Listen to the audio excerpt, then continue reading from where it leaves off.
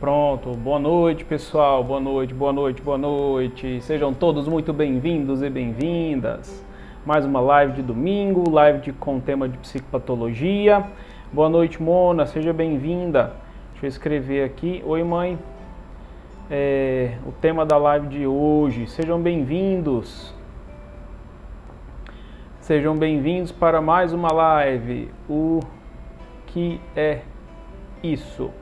Bom, vamos lá. Tema da live de hoje, vamos fixar agora o comentário para as pessoas ficarem sabendo. Seja bem-vinda Betânia, Sirlene, Mona, Filomeno, seja bem-vinda quem mais? Renato que chegou agora. Obrigado pela presença, pessoal.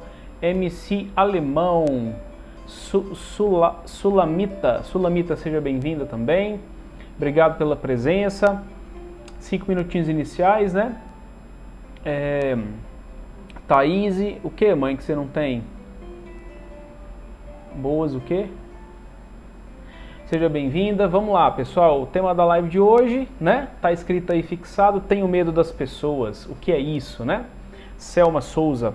Hoje vamos falar um pouquinho sobre esse tema, para a gente poder conversar a respeito de alguma provável psicopatologia que pode estar associada com isso. Para alguma psicopatologia que pode estar associada com isso, mas eu vou falar de outros temas mais gerais, assim, de enfrentamento de coisas no dia a dia, não só relacionado à psicopatologia em si, vou falar de termos mais amplos, né?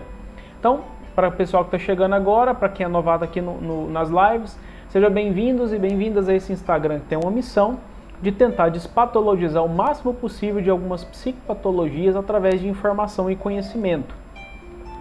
Para quem chegou agora também, e que gostaria de compartilhar essa live para poder ajudar as pessoas aprendendo novidades, tirando alguns mecanismos de misticismo na cabeça com relação às psicopatologias, clica nesse aviãozinho aqui que está do lado, pessoal, compartilha com mais alguma pessoa para poder auxiliar essa pessoa a aprender coisa nova, né? E vamos chamando o pessoal para participar com a gente. Pessoal, depois que eu fizer a live, ela vai ficar disponível por 24 horas e depois eu vou disponibilizar no canal do YouTube. Quem não é inscrito no canal, se inscreve lá, Gulliver Holmes Explica, clica lá. Que bom, mãe, que você não tem mais medo. Me dá um feedback aí, pessoal, como é que tá o áudio e o vídeo. Eu tô com um microfone novo aqui, tô fazendo um teste pra gente poder fazer algumas checagens, alguns testes aí. Vocês estão ouvindo direitinho? Como é que tá o vídeo, a transmissão, tá tudo ok? Estão ouvindo direitinho? Vamos lá, vamos falar, enquanto vocês vão dando feedback aí. Marília, seja bem-vinda. Gael, seja bem-vindo. Obrigado pela presença, viu? Tema da live de quarta-feira, pessoal, deveria ser, eu vou colocar esse tema para domingo, porque na quarta-feira agora eu vou fazer um encontro aqui em Goiânia que não vai ter a live, ainda bem que eu lembrei disso. Mas o tema do domingo que vem, eu vou falar sobre relacionamentos abusivos. Como é que a gente pode se livrar dessas coisas, né? Então, quarta-feira agora a gente não vai ter a live, porque eu vou estar no encontro aqui em Goiânia para falar sobre mágoa, perdão e paz, né? Então, vou convidar vocês para poder estar presentes na live de domingo para falar do tema de relacionamento abusivo, tá bom, pessoal? Frase do dia, vamos lá, vamos para a frase do dia. Geralmente, a gente sempre começa as lives com a frase do dia para depois a gente passar para o tema, né? Então, vamos lá. Nossas dúvidas são traidoras e nos fazem perder o que, com frequência, poderíamos ganhar por simples medo de arriscar. William Shakespeare. Depois eu vou colocar essa frase disponibilizada no feed para você marcar algumas pessoas para convidar para as lives de quarta e domingo. Vou repetir a frase. Nossas dúvidas são traidoras e nos fazem perder o que, com frequência, poderíamos ganhar pelo simples medo de arriscar. Olha aí, né? Falar de riscos, né? Falar sobre a exposição a riscos, a situações assim é importante. William Shakespeare, né? Desde Shakespeare já estávamos lá falando sobre medo de relacionamento com pessoas, etc, né? Então vamos lá, 5 minutinhos já se passaram, vamos começar a live de fato, né? Vamos começar a live de fato. Jéssica, seja bem-vinda. Leandro, seja bem-vinda. Seja bem-vindo. Vivaldo, seja bem-vindo. Obrigado pela presença, viu? Bom, vou falar de 5 tópicos. 1, 2, 3, 4, 5, 6 tópicos hoje. Vou falar sobre o que é o medo, Vou falar por que a gente evita certas coisas. Vou falar sobre a percepção que nós criamos de alguns fenômenos. Vou falar também sobre o controle que a imaginação costuma exercer sobre nós e sobre sensações também. Vou falar sobre a necessidade que a gente tem que ter de ressignificar as coisas que acontecem ao nosso redor. Oi, Ricardo, que bom que você está aí. E também vou falar sobre algumas psicopatologias associadas nesse ponto, né? Então vamos lá. Começando o tema de hoje. Primeiramente, pessoal, vamos falar sobre o medo. O medo, pavor também pode ser inserido nesse grupo, né? O que significa isso aí, gente? Sentir medo. Todos nós seres humanos temos uma preparação cerebral, nós viemos preparados biologicamente para poder reagir diante de certos estímulos. Então, quando a gente está diante de um estímulo realmente perigoso, o nosso cérebro dispara uma série de reações fisiológicas, físicas, para poder nos preparar para esse evento, para essa realidade. Então, diante de perigos, diante de riscos, diante de alguns estímulos que a gente sabe que são ameaçadores, a gente nos prepara, vem o medo que nos prepara para a gente fugir, para a gente se esquivar ou para a gente lutar contra esse estímulo que está me ameaçando, né? Então, geralmente é isso que acontece comigo, diante do medo. E quando eu falo medo de pessoas, nós estamos falando do estímulo pessoa, da figura pessoa, independente de quem fosse, pai, mãe, seu irmão, cônjuge, filho, filha, vizinho, colega de trabalho, profissional que trabalha comigo, independente disso. Estou falando de pessoas em geral. Então, essa hipervigilância, ela tem uma causa, né? Geralmente tem uma causa. Por quê? Daqui um pouco eu vou falar sobre as minhas experiências, que elas podem ter apontado para algumas circunstâncias, e isso vai fazer com que eu entenda algumas coisas, né? Que a gente precisa conceitualizar melhor isso aí. Bom, geralmente, pessoal, quando eu estou com medo de algo, a minha inclinação natural é tentar evitar aquela situação que está me gerando medo. Isso eu posso chamar como sendo desconforto. Hoje em dia, a gente não tem que ficar mais com medo de predadores, de coisas muito sérias e muito graves, porque a gente se tornou sociedade organizada, civilizada e etc. Mas nós temos outros medos, a gente tem outros desconfortos quaisquer que a gente vive na vida e a gente tende a querer fugir desse desconforto. Por quê? Porque nós não temos preparação para viver no desconforto, viu? A gente não tem essa preparação para viver no desconforto. Então o que acontece? Eu posso ficar com receio, né, pegando até o gancho do que o Rômulo está comentando, com receio de repetir o sofrimento, né? E aí eu tenho que alterar algumas coisas dentro da minha cabeça para eu evitar esse medo das pessoas, independente do que for, né? Obrigado, Escola de Vendas. Fico feliz, viu? Então a gente tem que evitar esse desconforto. A gente tende a fazer isso sempre. Só que, por que isso fixa na minha cabeça? Por que eu fico tendendo a evitar esse desconforto sempre? Eu tenho três causas específicas. A causa instintiva, a causa cultural e a causa da minha própria história de vida, né? Sentir dor é necessário? Depende, viu? Eu não sei quem é o Du, depende, mas daqui a pouco eu explico sobre isso. Quando eu falo de instinto, eu estou falando do quê? Se a gente estivesse na época das cavernas, a gente teria que se proteger dos grandes perigos, daquelas feras, daqueles predadores, etc. Então essa é a causa instintiva. Por exemplo, se alguém faz uma cara muito feia pra gente, assim, fecha a cara assim, ou então vem com uma postura um pouco mais intimidatória e tudo mais, a gente reage a isso, a gente fica com medo, né? A gente vai lá e reage com medo. Diante disso, a gente tem dentro de nós um instinto que nos protege, que nos prepara para lidar com situações de fato arriscadas. Por exemplo, se a gente vai cair, ou então se a gente tropeça e cai, a gente também assusta. Se alguém chega subitamente assim e tromba com a gente também assusta. Ou seja, qualquer coisa que vai ameaçar a minha integridade física ou a minha integridade emocional também me assusta. Por exemplo, Eu tava vendo um vídeo aqui no Instagram, muito engraçado, de um cara que ele coloca um fone de ouvido, coloca uma música lá, ele começa a dublar, e aí depois ele começa a cantar a música e grita assim, dá uns gritão assim, né?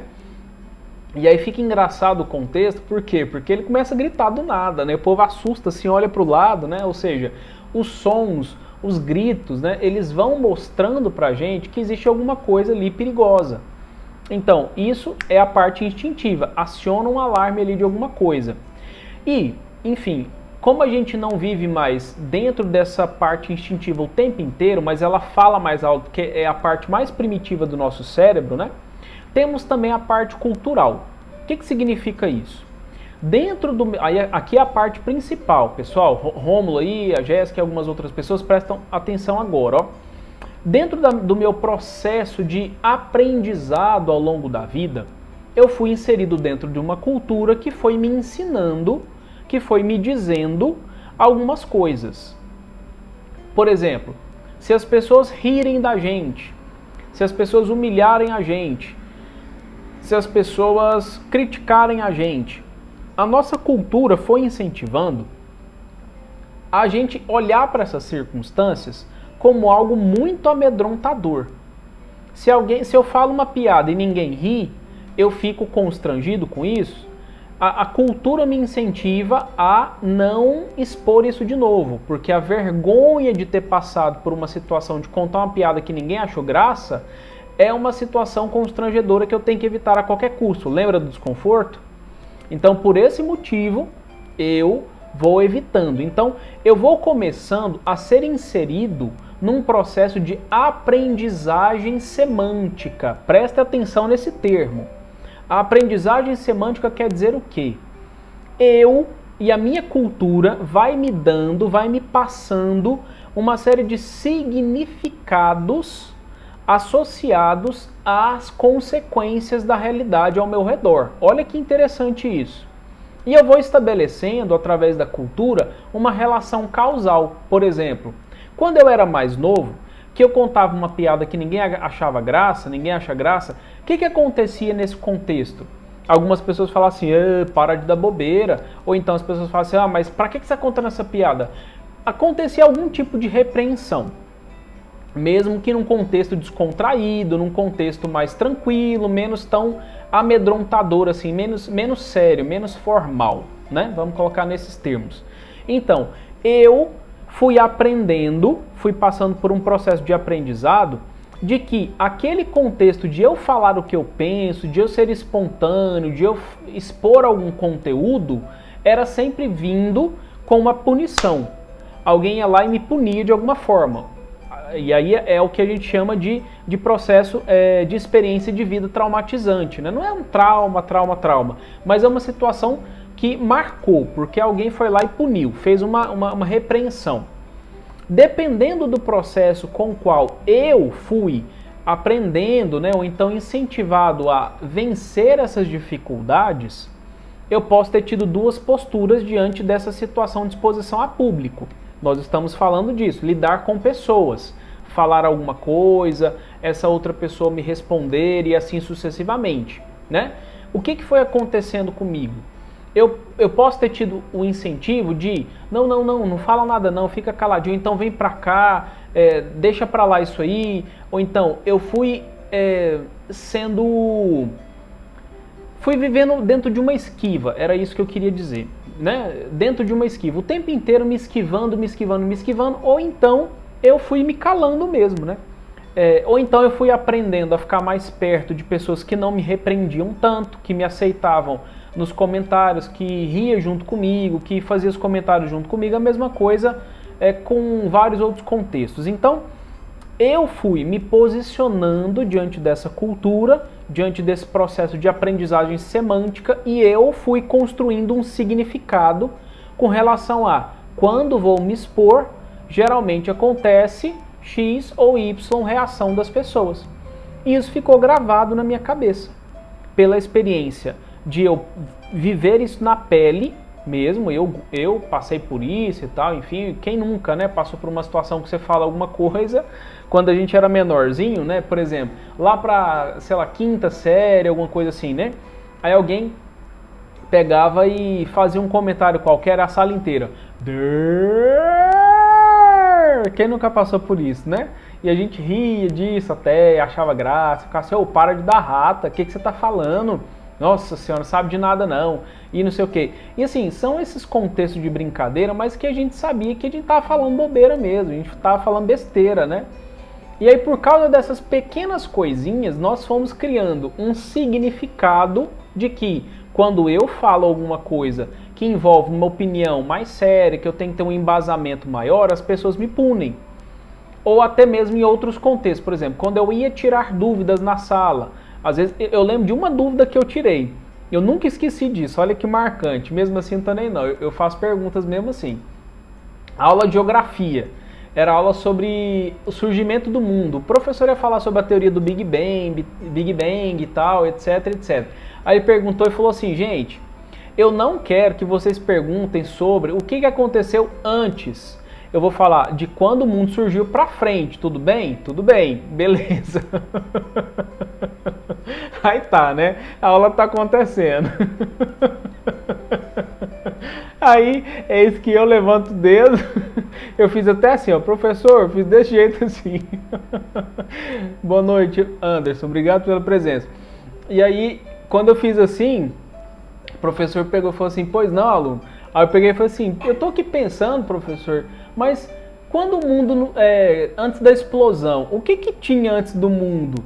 O que que tinha, porque assim, foi condensando as partículas e tal, mas se não tinha nenhuma partícula, o que tinha antes, né? Aí todo mundo olhou pra mim assim, aí todo mundo falou assim, pra que você tá fazendo essa pergunta? Você escutou o professor falar? Aí eu peguei e falei, não, o que ele falou, né? Aí depois é que eu fui ficar sabendo a respeito, né? De que ele tinha feito comentário, que não queria que fizesse essa pergunta. Mas ele foi me contar, porque aí, olha aí, eu fiz a pergunta e ele me contou a resposta. De que antes da explosão do Big Bang, tinha o que ele chama, o que os geógrafos chamam, né? De, sei lá, e os astrônomos também, de poeira cósmica. Era o material existente, solto aí no universo, né? Poeira cósmica. Aí foi, condensou tudo e tal, e aí, enfim, fez a explosão, né? Então, se eu tivesse sido incentivado a interpretar de que todo tipo de pergunta, todo tipo de comentário que eu faço é um comentário burro, é um comentário idiota, é um comentário desnecessário, é um comentário nada a ver, eu não tiraria minhas dúvidas nunca mais. E na faculdade, em outros contextos, era o que eu sempre tirei dúvida, né? Sempre perguntei e tal, enfim. Então, nesse ponto, fica essa história marcada na nossa memória, né?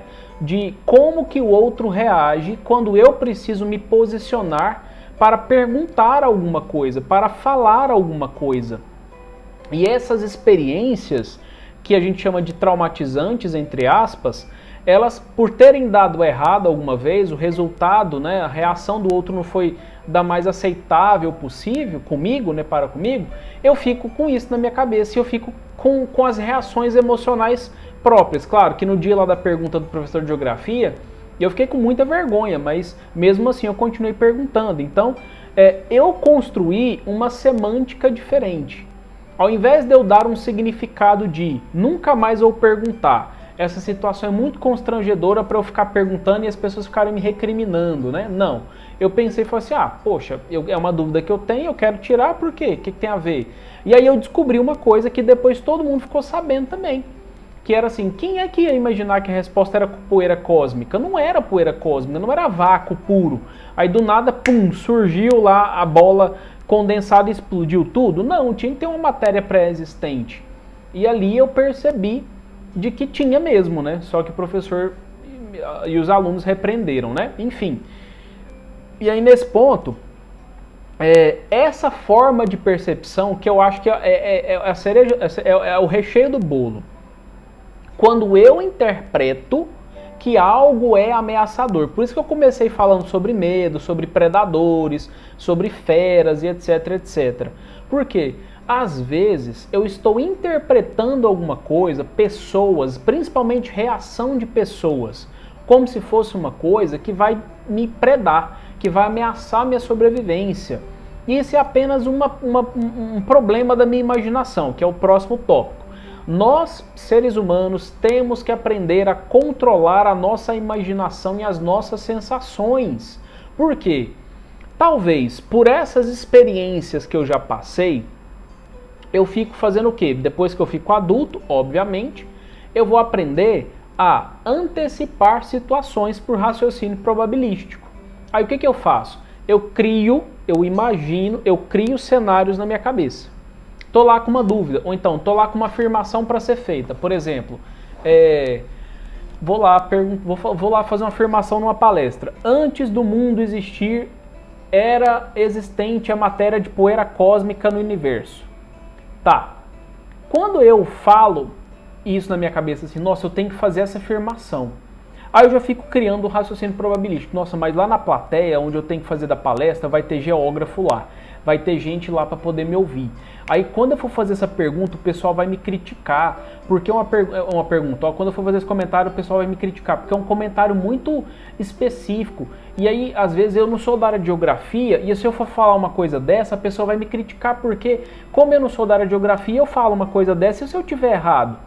E aí eu tô falando uma besteira. E isso é uma informação muito séria e tal. Aí eu vou criando realidades na minha cabeça que são prováveis, realidades prováveis, mas que eu estou fazendo elas serem prováveis por experiências do meu passado. Vocês entendem?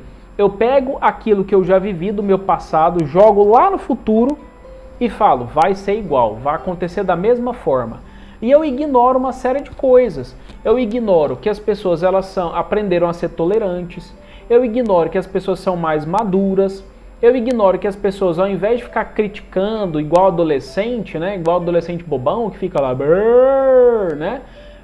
Eu ignoro que as pessoas já estão adultas, eu também já fiquei adulto, e de que o máximo que a pessoa vai fazer é falar assim, peraí, deixa eu tirar uma dúvida com você.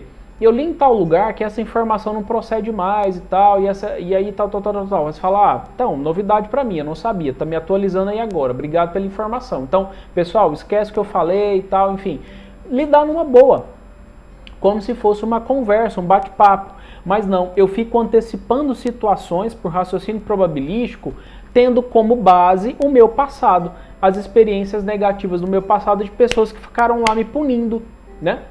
Às vezes pode ter um hater, uma pessoa que fica lá te enchendo o saco? Pode, mas não é mais a maioria dessas pessoas na vida, né?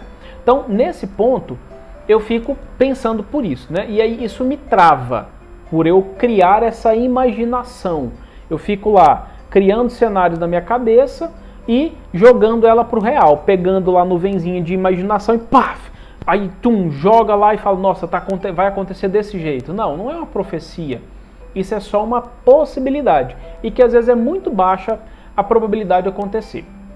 Outra coisa que às vezes acontece também, que a gente fica muito imaginando coisas, né, e colocando minhoca na cabeça, é o que a gente observa das experiências do outro, que é o que eu falo de aprendizagem vicária. O que significa isso? Na linguagem da psicologia, aprendizagem vicária é quando eu vejo alguém passar por uma situação e eu acabo achando que eu vou passar por aquilo. Então, eu aprendo pelo exemplo do outro. Então, se alguém tá lá, né? Eu nunca fiz uma pergunta na sala de aula. Ela tava lá quietinha e tal. Aí um colega meu, tipo o Gulliver aqui, né? Que resolveu tirar a dúvida lá do professor de geografia, resolve fazer uma pergunta daquela. E aí a turma inteira faz a brincadeira de zoação lá. Fala... Arr! Aí o meu colega fala assim, nossa... Essa pergunta dele eu tinha também. E todo mundo reagiu desse jeito, então por que eu vou perguntar? Se eu for fazer minha pergunta, o povo vai reagir da mesma forma. Aí eu começo a evitar a mesma situação, porque eu estou vendo o outro, ó, se lascar, e eu não quero me lascar também. Aí eu começo a evitar, por aprendizagem de observar a vida do outro, né? Então, aprendizagem vicária é isso. Eu observar o outro fazer alguma coisa e eu aprender com aquilo. E eu tomo decisões, ou eu faço ou eu não faço. Só que a diferença é que às vezes eu ignoro aquilo que eu falei, né? Assim, o meu jeito de perguntar, a minha dúvida, ou então eu ignoro que eu tenho uma maturidade diferente, eu posso estar lidando com um grupo de pessoas bem mais maduros, né? Essas coisas todas. Então, a nossa imaginação, ela costuma nos contar muitas mentiras e a gente nem se dá conta disso, né? E essas mentiras são quais? Às vezes eu fico falando na minha cabeça afirmações. Nossa, se eu perguntar tal coisa, as pessoas vão me criticar. É presente do indicativo.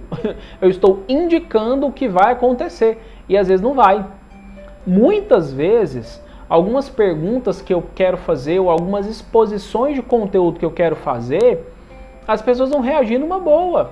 Vão ouvir, se não concordar, vão fechar a tela, vão sair da live, ou então vão sair da palestra, vão levantar, vão no banheiro, alguma coisa assim, e tá tudo certo. Ninguém é obrigado a concordar com tudo que eu falo mesmo, não, mesmo com evidência científica, né? Nem todo mundo é adepto da verdade, eu vou fazer o quê, né? Tem como proibir ninguém de nada. Então, nesse ponto, eu preciso mudar a minha interpretação. Se eu estou falando assim na minha cabeça, as pessoas vão me criticar, eu tenho que mudar essa verbalização dentro da minha cabeça. Eu tenho que falar assim, as pessoas podem me criticar. E se elas criticam, aí vai além. Aprende a ir além, né? Me criticaram. Tá, e se me criticar? E daí? O que tem de mais? Tem nada demais. Ou então, se a pessoa fizer uma pergunta que eu não souber responder, e daí? Todo mundo está aqui nessa vida para aprender, só falar, não sei. Vou pesquisar e depois eu te conto o que é, porque eu também não sei não. Estou aprendendo junto contigo.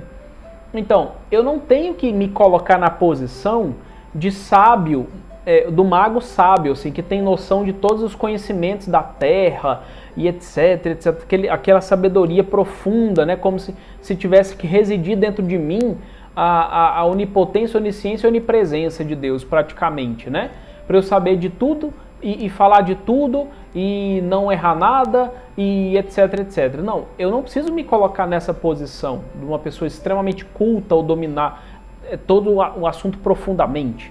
Mas aquilo que eu sei, eu posso e devo compartilhar com as pessoas, porque eu estou contribuindo para o crescimento dela e o que ela tem para me trazer de informação nova, mesmo que ela não esteja na posição de expositora, é bom também, porque todo mundo vai aprender junto, né? Então, o que eu estou querendo dizer é o quê? Eu preciso mudar a forma com qual eu interpreto as coisas que estão acontecendo ao meu redor, porque eu estou percebendo errado, tá errado, o xizinho aqui, ó, tá errado. As pessoas não vão reagir como os adolescentes bobões lá do passado, não vão mais. As pessoas amadurecem na vida, graças a Deus. O que eu tenho para expor, eu sei, o outro não sabe. Se o outro não sabe, eu estou contribuindo para que ele saiba algo, que ele está na ignorância, ele vai sair da ignorância. Isso é uma coisa boa, isso é um ato bom, ato legal de ser feito. Então, por esses motivos, eu vou direcionando e me encorajando a ir em direção à exposição ou ao contato com pessoas ou a coisas nesse sentido, né? E aí eu vou favorecer a minha forma de lidar com essa realidade de ter que lidar com pessoas em vários sentidos, né? Às vezes, pessoal, pode ser que mesmo assim, mesmo eu tendo criado essa interpretação nova, etc, eu tenha sensações, eu tenha reações físicas. E eu tenho que desistir de uma coisa, de duas coisas. Às vezes, pode vir o pensamento, nossa, estou com medo, as pessoas vão me criticar. Ou então, as reações físicas, meu coração começa, ó, aí eu sinto a mão gelar, aí aquele frio na barriga e tal, não sei o que. Nessa hora, muitas pessoas tentam controlar o corpo inteiro. Aí fica assim, nossa, eu não posso sentir isso, eu não posso pensar isso. Nossa, eu tenho que parar de sentir essas coisas. Nossa, o que eu faço para parar com isso? Não sei o que lá. Aí começa a entrar numa pilha que aí você se perde. É muito estímulo para administrar. Você está tendo que ter controle do seu pensamento, das suas emoções, que a gente não tem como controlar, tem que lembrar do que você tem que falar, você quer controlar a reação da plateia, porque você não quer que a pessoa feche a cara pra você, aí você fica interpretando, será que a pessoa tá fazendo essa cara porque eu tô falando alguma coisa errada? Será que ela gostou de mim? Será que ela não... Aí você quer administrar tudo, você quer ser Deus nessa hora, né? para ter o controle de tudo.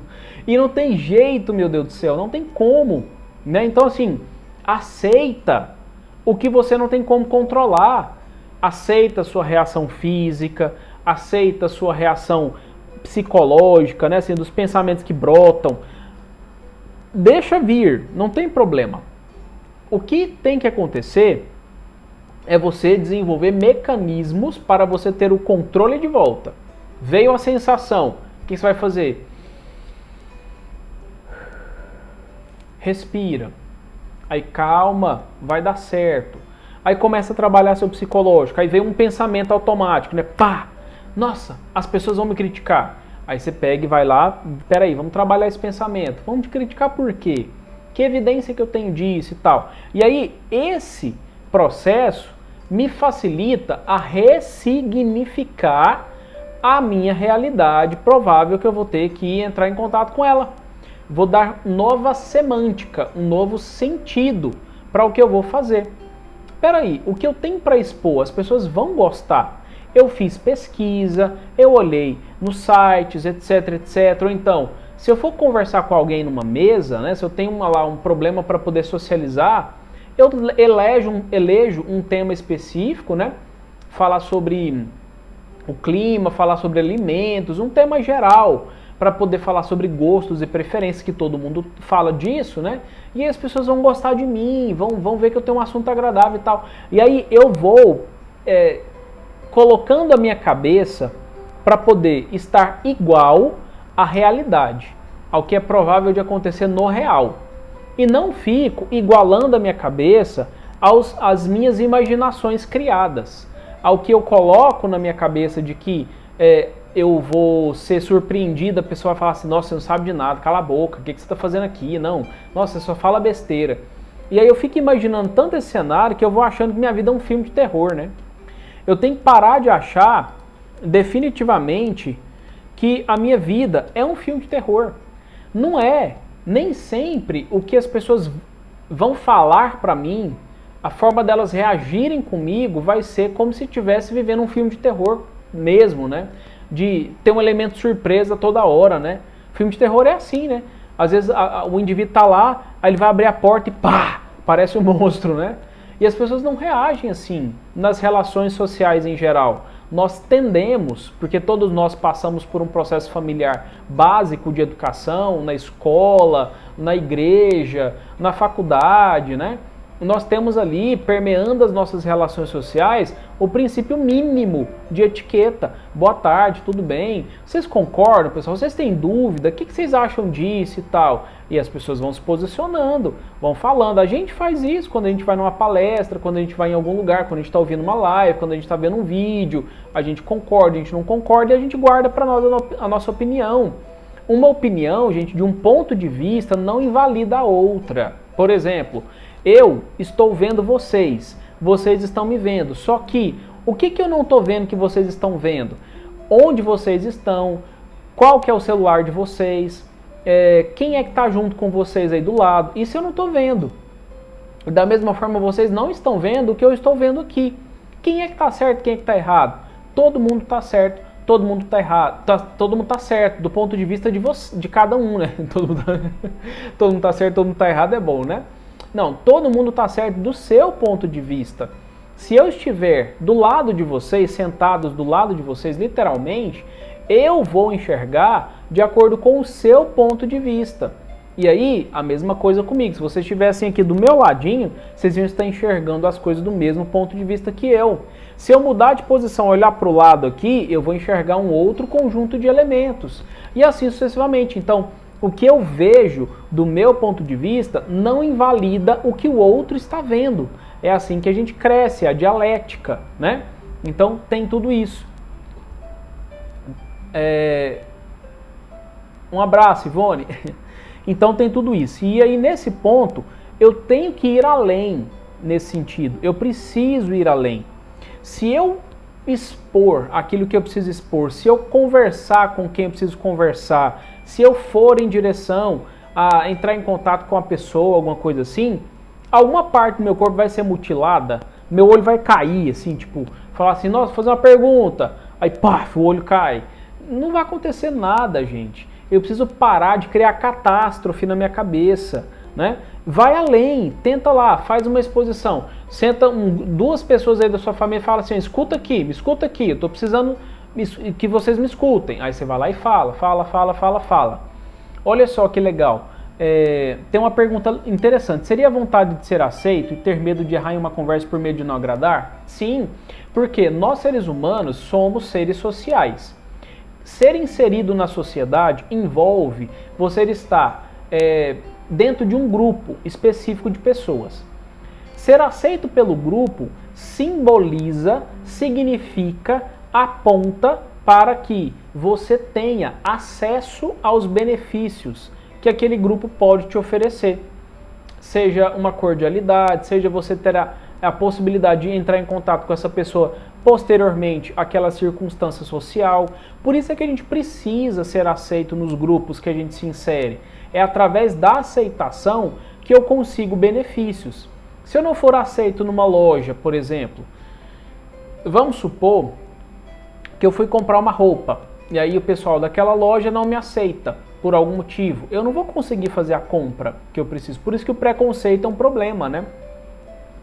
Eu não consigo obter uma série de benefícios que eu preciso obter através da aceitação de um outro ser humano. Por isso que a gente fica com esse medo todo. Mas no contexto de exposição de algum conteúdo, né, eu preciso dar a cara para bater. Se o pessoal gostou, beleza. Se o pessoal não gostou, beleza também. Já dei palestras várias vezes em vários lugares que várias pessoas me chamaram de novo e várias pessoas não me chamaram de novo. E tudo bem não me chamar de novo. Tudo bem, tá tudo bem. Tem gente que prefere outras pessoas e tá tudo certo. O fato de não me chamar não invalida aquilo que eu sei, não invalida aquilo que eu consigo transmitir, não invalida aquilo que eu posso compartilhar com outras pessoas. Simples assim. Então, nesse ponto, eu preciso fazer exposições graduais. Eu preciso me arriscar a passar pela situação, mesmo que alguém vire a cara para mim e não queira contato comigo. Eu preciso fazer isso, porque só assim é que eu vou superar a situação que eu estou com medo dela, né? E geralmente são o quê? Pessoas. Eu estou com medo das pessoas. Eu não posso entrar nessa neura de achar que as pessoas vão me atacar, de que todo mundo está contra mim e de que ninguém vai gostar de mim. E não é assim. As coisas não funcionam como um filme de terror, volto a dizer. Outra coisa, vá além dos seus medos, vá além desse receio, né? Se acontecer da pessoa falar assim, nossa, mas você é uma pessoa estranha, diferente, por que você está falando isso, né? Ou então fizer algum comentário te ridicularizando mesmo, o que tem de mais? É constrangedor? Concordo, é muito constrangedor. Mas, e o que tem a ver? E o que tem de mais? Não tem nada de errado com isso. Se você sentir vergonha, qual que é o problema de sentir vergonha? Logo em seguida você muda de assunto, sai de perto, faz alguma coisa e muda o contexto, né? Não tem nada demais com isso, né?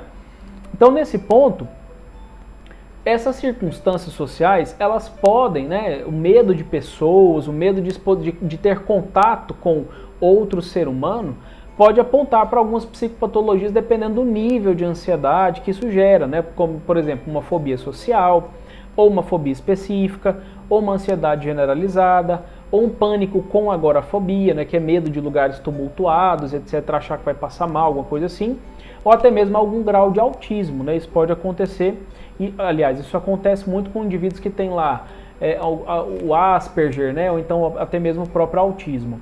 E nesse ponto envolve, quando a coisa é um pouco mais grave, envolve tratamento, né? Envolve tratamento especializado e tal, etc. E aí, nesse sentido, eu preciso entender que a minha forma de interpretar as pessoas é que precisa de melhoria. Eu preciso mudar o meu campo semântico criado dentro do meu cérebro. Pessoas não são feras. As pessoas não são ameaçadoras, amedrontadoras desse jeito que eu fico achando. Para eu vencer esse medo, eu preciso passar pela circunstância de exposição a público. Eu tenho que passar por isso. Eu preciso expor. Eu preciso vencer essa dificuldade, essa limitação, né? E assim eu vou conseguindo perder esse medo de pessoas, que pode ser uma psicopatologia, mas também pode não ser, né? E geralmente esse medo é mais por receio da reação que o outro pode vir a manifestar em algum momento. E às vezes nem sempre manifesta. E eu fico achando que vai manifestar, porque eu estou criando cenários na minha cabeça, eu estou vivendo neurótico, né? Criando cenários na minha cabeça totalmente reais, imaginários, mesmo que seja provável, e eu fico lá vivendo dentro dele, tentando ter controle de tudo dentro da minha cabeça. Só que eu sempre crio um problema novo, né? E eu não vou para a exposição real. Porque se eu vou para a realidade, eu vejo que às vezes o que eu estou imaginando não tem nada daquilo. Quantas vezes eu já passei por isso? Fui fazer uma exposição, uma palestra de alguma coisa, imaginei que o público ia ser difícil, aquele público denso, que ia contestar tudo. Você vai lá, o público leve, interage, ri com você, participa. Você fala, meu Deus, que povo diferente, povo leve de conversar, né? E aí a coisa flui, você vai tendo ideias e a coisa vai brotando e você vai contribuindo e entregando conteúdo lá, né? Se entregando para o pessoal durante a exposição. Então isso acontece muito, muito mesmo. Só que, para que eu pudesse ter passado pela experiência de ver isso acontecer, eu arrisquei. Eu fui lá, falei, não, senti sensações de ansiedade, apreensão, como é que vai ser, né? O pessoal te olha te avaliando, né? Fica te olhando assim e tal. É engraçado isso, né? Mas depois que você começa a contribuir, a expor conteúdos, né? E lidar com as pessoas, tudo isso vai caindo por terra, as pessoas vão gostando, né? Vamos lá, pergunta do Gael. Quando você tem medo de expor para pessoas que são superiores a você? Por exemplo, no trabalho, alguém com cargo superior. Gael, eu não sei se você chegou depois. Vou repetir. É mais ou menos um mecanismo de autoavaliação que eu faço das pessoas que vão estar ouvindo você. Quando a pessoa ela tem um cargo superior, o que a gente cria de hipótese na cabeça, né? De raciocínio dedutivo? A gente deduz que a pessoa do cargo superior ela é mais inteligente, a pessoa do cargo superior ela sabe mais do que eu, a pessoa do cargo superior ela pode não gostar de mim e ela pode querer me punir por eu não ter feito uma boa exposição, um bom trabalho, uma boa palestra, uma boa colocação do tema, né? A pessoa que é superior a mim, ela pode me mandar embora. E eu fico criando cenários, eu fico deduzindo informações que são óbvias, por observação. Eu constato isso, eu percebo, e eu fico criando consequências para as próprias coisas que eu acho que vai estar dentro da cabeça do superior. Então, eu estou tendo um poderzinho mágico ali, eu estou achando, né, que eu tenho um poder mágico de pensar o pensamento da pessoa que é superior lá, do cargo superior lá, do chefe. Então, eu fico acreditando que eu tenho um dom de ler pensamento e eu fico lá, nossa, ele vai pensar de mim. Nossa, ele vai falar, nossa, lá, olha só, ele está achando que eu estou falando errado. E aí eu entro nessa neura de que eu tenho poder mágico. Mesmo que ele faça. Certa vez, eu estava numa palestra, eu estava apresentando um trabalho. Olha o tanto que as coisas são interessantes. E aí, eu estava fazendo uma exposição de um tema de psicologia. E eu estava lá explicando, falando sobre comportamento que às vezes é governado por regras, comportamento que às vezes é modelado pelo ambiente, etc, etc, né? E aí, uma das pessoas que era uma figura de autoridade, ela pegou e fez assim. E ficou nessa posição. E ela estava sentada numa cadeira de braço, de estudante normal, né? Aquelas cadeiras de braço de estudante. No que ela fez isso, eu travei. Falei, nossa.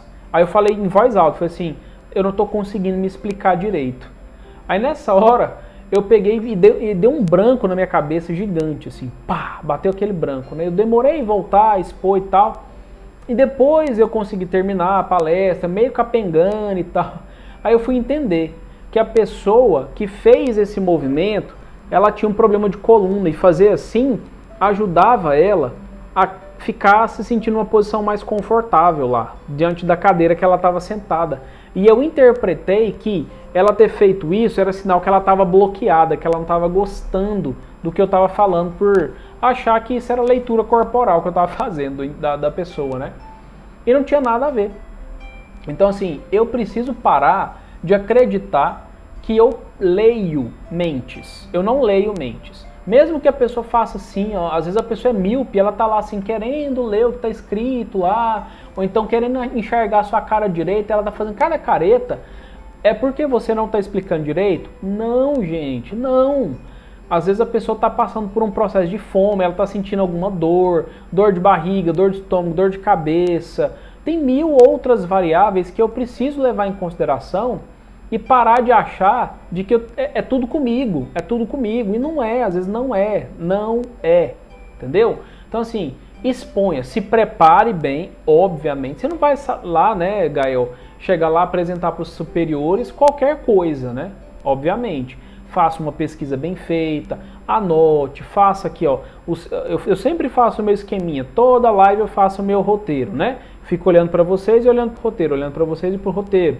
Então, assim, prepare bem, porque quando você for fazer a exposição, você vai estar mais seguro. Faça a sua lista, consulta lá, lembra o que você tem que falar e vai falando, numa boa. Você não tem que se colocar na posição de um grande palestrante, né? Os grandes comunicadores, eles se fazem grandes comunicadores, eles não nascem grandes comunicadores. Então é treino, muito treino mesmo, tá? Espero que eu tenha respondido. Tem mais dúvidas, pessoal? Temos mais 10 minutos de live. Enquanto o pessoal entrou depois, vou ler os recadinhos do começo para vocês escreverem dúvidas. A live vai ficar disponível por 24 horas. Depois eu vou disponibilizar ela no canal do YouTube. O canal chama Gulliver Holmes Explica. Se inscreve lá, pessoal. E a live de domingo que vem, quarta-feira que vem, não vai ter live, tá? O tema da live de domingo que vem vai ser relacionamento abusivo. O que eu posso fazer para sair dessa ou não entrar nessa, né? Vamos falar sobre relacionamento abusivo em domingo, porque na quarta-feira eu vou estar fazendo um encontro sobre mágoa, perdão e paz aqui em Goiânia, tá bom? Depois eu vou deixar tudo descrito lá para vocês, certinho? Pessoal, vocês têm dúvida? Mais dúvidas? Não? Tá tudo ok? Tudo sob controle? A frase do dia eu vou colocar depois no feed. Ela diz o seguinte: nossas dúvidas são traidoras e nos fazem perder o que, com frequência, poderíamos ganhar, pelo simples medo de arriscar. William Shakespeare. Muito boa essa frase, né? Vou colocar ela no feed depois. Tá, Jéssica, tô esperando. Tá bom. Tô esperando. Deixa eu só ver aqui. O ar deu um estalo ali, não sei o que foi. Obrigado, mãe. A Jéssica tá digitando ali. Enquanto ela vai digitando, a gente espera um pouquinho que ela tenha uma dúvida. E vai compartilhar essa live com o pessoal depois, hein? Depois que ela ficar salva, pessoal, não esqueça de compartilhar com alguém que você conhece, que sabe, tem medo de pessoas, dificuldades com pessoas. Renan, seja bem-vindo, obrigado por estar aqui. Compartilha com o pessoal, viu? Porque é importante trazer conhecimento, fazer as pessoas entenderem das coisas, para poder superar essas dificuldades todas, né? Para tentar amenizar um tanto dessas psicopatologias ou problemas mesmo do dia a dia que o pessoal costuma ter, né? Sempre importante compartilhar informação. Sempre, sempre.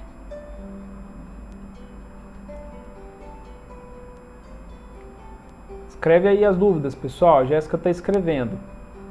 Estou esperando a dúvida da Jéssica. Silva de Afonso, seja bem-vinda.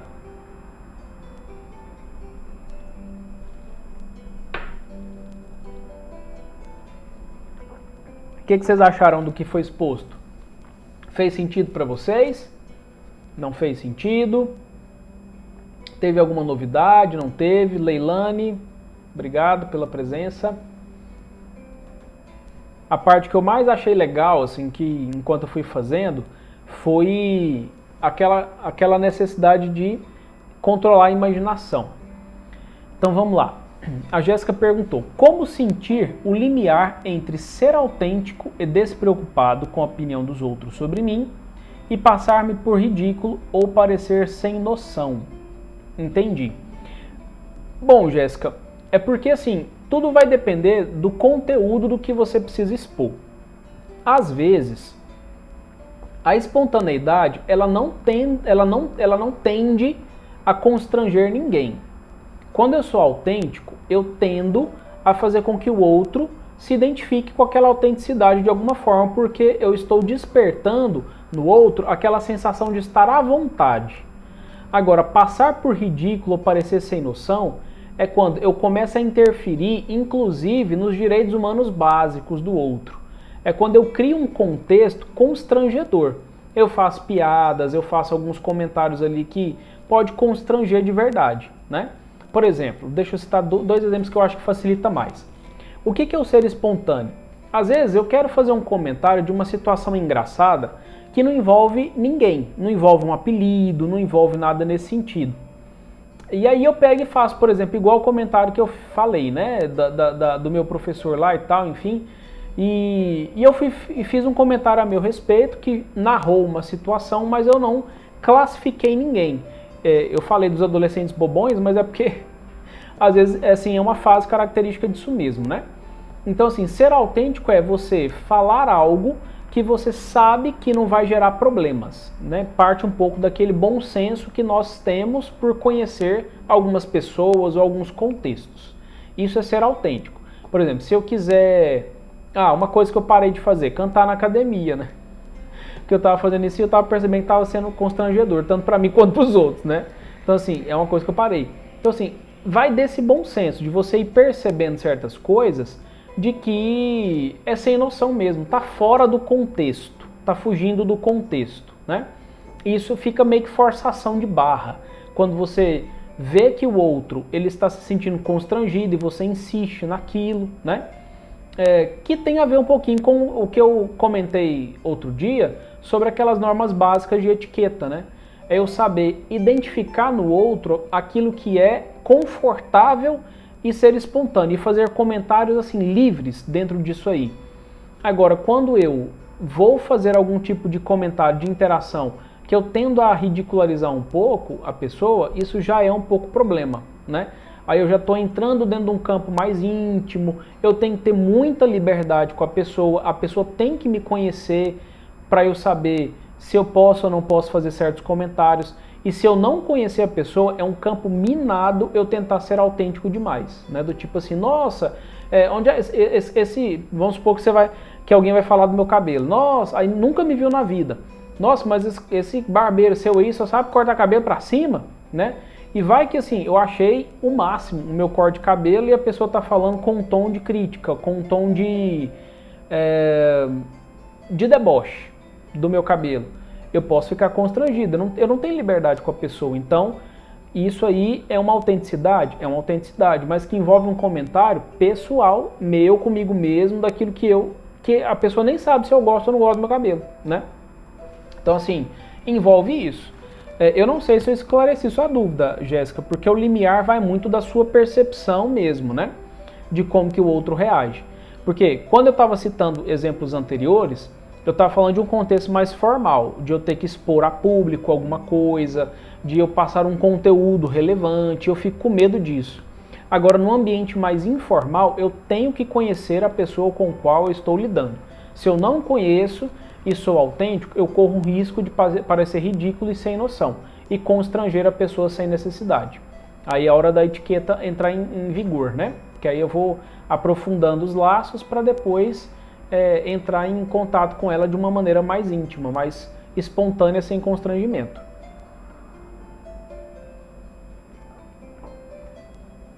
A Marília perguntou assim: posso associar nessa categoria minha ansiedade? Gera meu medo? Pode. É um tipo de ansiedade. Que bom, Jéssica, eu fico feliz, viu? Eu fico feliz. Quem mais tem dúvidas, pessoal? Temos 5 minutinhos de live ainda. Vamos lá tirar mais dúvidas. Daniela, que entrou depois, obrigado. Renan, que entrou de novo, obrigado pela presença. Tem dúvidas, pessoal, sobre medos de pessoas, exposição social, de alguma forma? Vai lá, pergunta aí.